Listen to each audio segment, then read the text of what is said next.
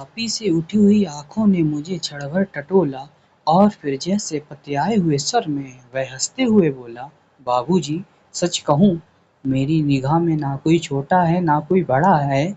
मेरे लिए हर आदमी एक जोड़ी जूता है जो मेरे सामने मरम्मत के लिए खड़ा है। और असल बात तो यह है कि वह चाहे जो है, जैसा है, जहाँ कहीं है, आजकल कोई आदमी जूते की नाप से बाहर नहीं है।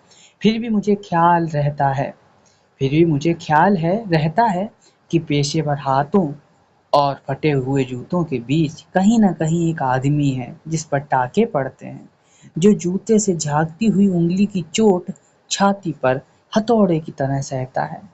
यहाँ तरह-तरह के जूते आते हैं और आदमी की अलग-अलग नौइयत बतलाते हैं। सबकी अपनी-अपनी शक्ल है, अपनी-अपनी शैली है।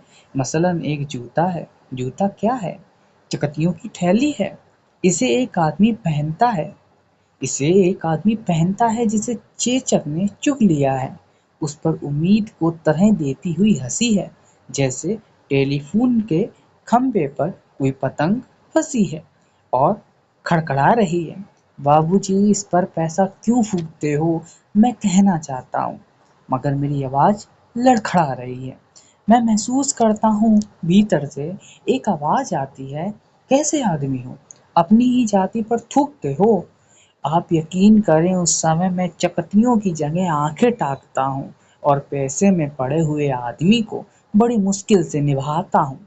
एक जूता और है जिससे पैर को नांग कर एक आदमी निकलता है शहर को। ना वह अक्लमंद है ना वक्त का पाबंद है। उसकी आंखों में लालच है, हाथों में घड़ी है, उसे जाना कहीं नहीं है, मगर चेहरे पर बहुत हड़बड़ी है। वह कोई बनिया है या बिसाती है, मगर रौब ऐसा कि हिटलर का नाती है। इसे बद्धो इसे बद्धो, उसे काटो, ही एक ठुक्को, वह पिट्टो, घिस्सा दो, ऐसा चमकाओ, जूते को ऐना बनाओ। उफ, बड़ी गर्मी है। रुमाल से हवा करता है, मौसम के नाम पर भी सूरता है, सड़क पर आतियों जातियों को बानर की तरह घूरता है। गरज यह है कि घंटे भर खटवाता है, मगर नामा देते वक्त साफ नट जाता है। शरीफों को लूटते हो? वह गुर्राता है और कुछ सिक्के फेंक कर आगे बढ़ जाता है। अचानक चिहुक कर सड़क से उछलता है और पटरी पर चढ़ जाता है। चोट जब पेशे पर पड़ती है तो कहीं न कहीं एक चोर की दबी रह जाती है, जो मौका पाकर उभरती है और उँगलियों में गड़ती है।